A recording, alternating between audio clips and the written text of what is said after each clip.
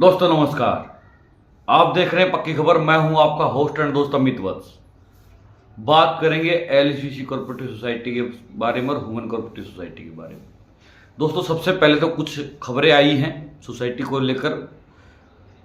ये खबर है आपकी उत्तराखंड से, जिसमें लिखा हुआ है कि एलसीसी चिट फंड धोखाधड़ी, अब तक 8 गिरफ्तार, 4 के खिलाफ एलओसी संपत्ति जब्ती की कार्रवाई जारी, उत्तराखंड एलसीसी फ्रॉड।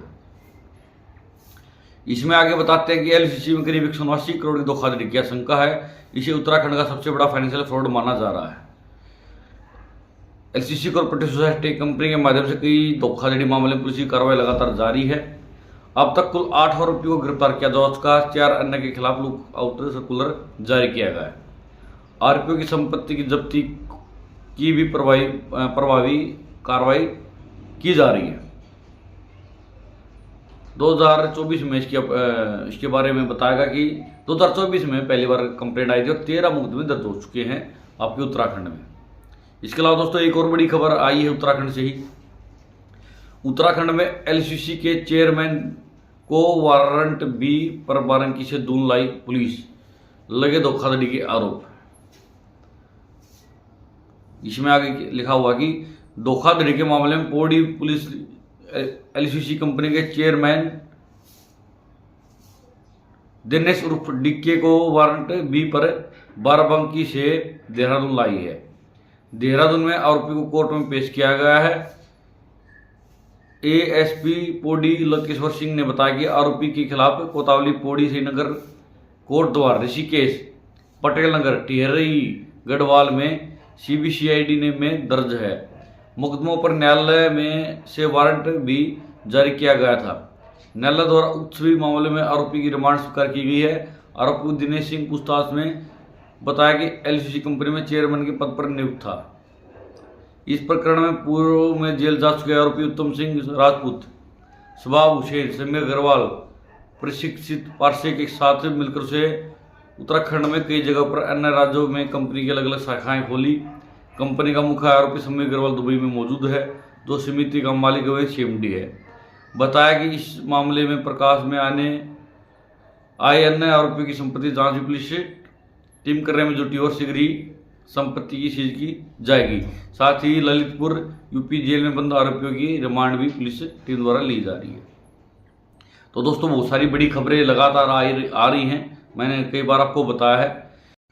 तो दोस्तों बहुत सारी अपडेट्स आप एलसीसी कोऑपरेटिव सोसाइटी के मामले में उत्तराखंड से देख रहे हैं। सबसे ज़्यादा एक्टिव कोई स्टेट्स अगर इस मामले में है तो आपका उत्तराखंड का है। उसका कारण क्या है कि वहाँ जो विपक्ष में जो पार्टी बैठी है वो भी लगातार प्रदर्शन में शामिल हो रहे हैं उसके नेता, और लगातार गवर्नमेंट से मांग कर रहे हैं कि वो इस मामले में कार्रवाई करे। इसके अलावा उत्तराखंड एक छोटी स्टेट्स होने के कारण वहाँ कार्रवाई ज़्यादा तीव्रता से दिखाई दे रही है। इसके अलावा दोस्तों बहुत सारे दोस्त हमसे पूछते हैं कि ह्यूमन कोऑपरेटिव सोसाइटी हरियाणा में क्या चल रहा है। मैंने आपको बताया था कि एलसीसी सोसाइटी में जो होने वाला है वही आप देखते रहना ह्यूमन कोऑपरेटिव सोसाइटी में हुआ। जब न्यूज़ आई थी कि डायरेक्टर्स को गिरफ्तार करना शुरू किया गया है यूपी में, तो बहुत सारे दोस्तों ने पूछा था कि यहाँ कब होगा। तो यहाँ भी कार्रवाई हमने पहली वीडियो में बताई कि चालू हो चुकी है, और बहुत सारे बड़े बड़े लोगों के खिलाफ बड़े बड़े नाम जो सोसाइटी में थे एक समय पर, हम ये नहीं कह रहे कि वो सब शामिल हैं या वो आरोपी है या उनके पास पैसा है क्या उनके ऊपर कि वो सीनियर्स थे और उनके संपर्क से जो समीर अग्रवाल है जो अभी दुबई में बैठा है उससे थे। इसके अलावा उनको जब गिरफ्तार करती है पुलिस तो उनसे पूरी ट्रेल जानना चाहती है कि कैसे पैसा आता था और कैसे पैसा आगे जाता था। जब पूरी ट्रेल समझ में आती है तो उसके बाद पता लगता है कि कौन कौन इसमें इन्वॉल्वमेंट है, और जब इन्वॉल्वमेंट सबकी पता लगती है उसके बाद ही कार्रवाई आगे बढ़ती है, और ऐसे ही पुलिस कार्य करती है। ऐसा नहीं होता कि हमने कंप्लेंट लिखा दी और झट से काम हुआ, फट से आपका पैसा आ गया। पुलिस क्या मान के चलती है, कई बार आप खुद भी देखते हो जो विक्टिम बनता है ना वही कई बार लुटेरा मिलता है।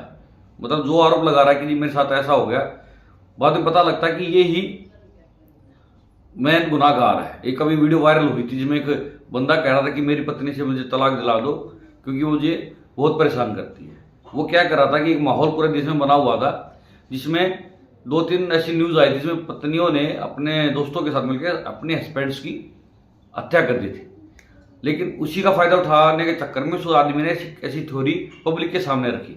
बाद में जब इन्वेस्टिगेट किया गया पुलिस के द्वारा नहीं, जो न्यूज एंकर्स थे जिसको उसने इंटरव्यू दिया था, जब वो कुछ इन्वेस्टिगेट करते करते उस पत्नी के घर पहुंचे तो पता लगा कि उसको तो बहुत मारता पीटता था और उसको वेश्यावृत्ति में तक उसने धकेल दिया था।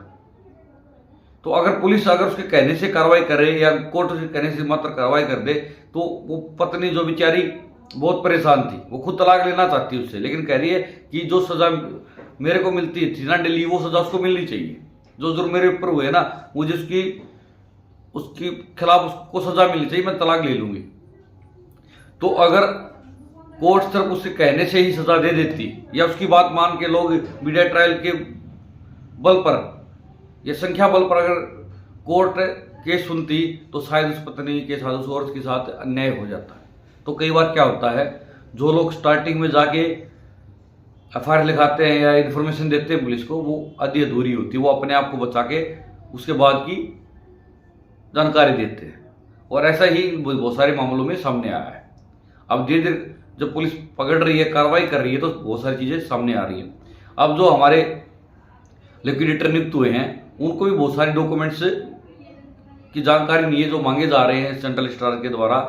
और जैसे जैसे जांच आगे बढ़ेगी आप देखोगे बहुत बड़े बड़े खुलासे होते जा रहे हैं कि इनका पूरा सिस्टम कैसे काम करता था। क्योंकि आप सब जानते हैं कि मनी लॉन्ड्रिंग के बारे में तो ये बता ही रहे कि पैसा कैश के माध्यम से जाता था, लेकिन जो अभी कर्ता लोग हैं या जो निवेशक थे उनको नहीं पता था। तो जिनको पता था उनको तो पुलिस पकड़ेगी ना, और फिर पूछेगी वो कहाँ से जाता था तो उनको पकड़ेगी आगे से आगे। तो अगर पैसा हवाले के तरीके से जाता था देश से बाहर तो कुछ न कोई तो उसमें शामिल था। और लोकल सपोर्ट के बिना ये नहीं हो सकता। जो नेटवर्क था इनका वुमन कोऑपरेटिव सोसाइटी का या एलसीसी कोऑपरेटिव सोसाइटी का, वो एक के नीचे दो के नीचे चार इस प्रकार कार्य कर रहा था।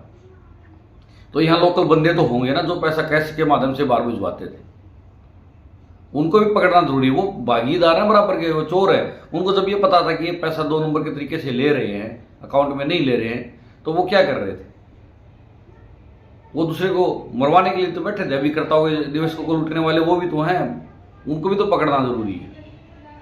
तो इस प्रकार की कार्रवाई चल रही है। और स्टार्टिंग में मैं वुमन कोऑपरेटिव सोसाइटी में मैंने एक और बता था कि स्टार्टिंग में लोगों ने मिस इन्फॉर्म करने की कोशिश की है, जो मेरे को लगता है, ये मेरे अपने विचार हैं हमारी एजेंसीज को। और जब एजेंसीज ने उसको जांच पड़ताल करनी शुरू की है, जब उसके पर्दे खुलने लगे हैं, तो अलग अलग बातें सामने आई जो एजेंसी को नहीं पता था। जैसे कि एटीएम थे या नहीं थे, वो सारी चीज़ें खबर में आ जाती है लेकिन एक्चुअल में नहीं पता है।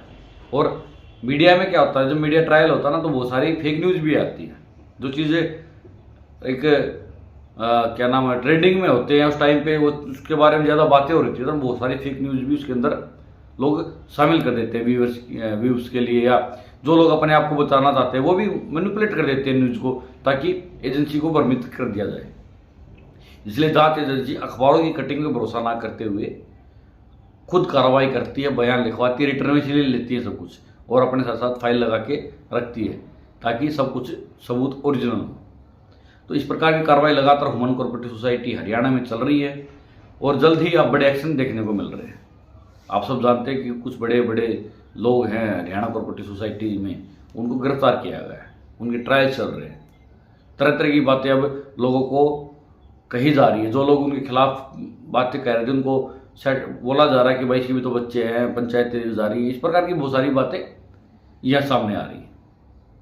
और जो लोग स्टार्टिंग से जो अपर लेवल पर थे, जो आप ये कहें कि जो पूरे सिस्टम में साथ देते थे कि पैसा कैसे जाएगा, चेस्ट के माध्यम से जाएगा या उसके पास जाएगा, वो लोग भी अपने लॉयर रखते हैं। उनके पास भी उन्होंने पहले दिन से 1 साल 1.5 साल से ही उन्होंने अपने वकील करके रखे, उनको सब पता था कि ये होने वाला है। ऐसी भी खबरें हमारे पास आ रही। तो जो भी वो आज तक कह रहे थे या कर रहे थे, वो सब एक अधिवक्ता या कहें कानूनी जानकार से सलाह लेके कर रहे थे कि कैसे आप अपने आप को बचा सकते हैं। तो एजेंसी को उसके नेटवर्क को, उनकी मेंटलिटी को भी तोड़ना है ताकि मैं जो गुनाहगार हैं उनको पकड़ा जा सके।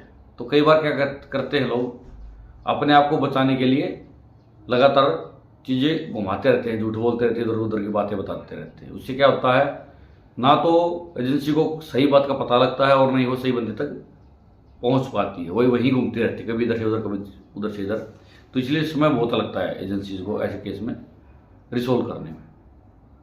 तो मैंने आपको 2-3 चीज़ें बताई। उत्तराखंड में लगातार एक्शन जारी है, हरियाणा में एक्शन जारी है। अभी न्यूज़ नहीं आ रही वो अलग बात है, मैं अभी सर्च करता रहता हूँ, पता करता रहता हूँ, ग्रुप्स में भी कुछ अपडेट्स नहीं आ रही हैं, लेकिन बहुत सारी ग्रुप्स बन गए हैं जो अपने अपने माध्यम से लगातार कार्रवाई की मांग कर रहे हैं। और जो सबूत एजेंसी मांग रही है वो सबूत भी प्रोवाइड करा रहे हैं यहीं के लोगों के खिलाफ जो यहाँ एक समय पर राज करते थे सोसाइटी के माध्यम से, उनके खिलाफ है, या जो एजेंसी को इसके अलावा सोसाइटी के खिलाफ कोई चीज़ें चाहिए वो भी उनको प्रोवाइड करा रहे हैं। बहुत अच्छा एक सपोर्टिव सिस्टम लगातार हरियाणा में भी यहाँ के लोगों के द्वारा, अभिकर्ताओं के द्वारा चलाया जा रहा है, जो कि एक अच्छा कदम है और जो गुनहगार हैं उनको सजा दिलाने के लिए अहम रहने वाले हैं।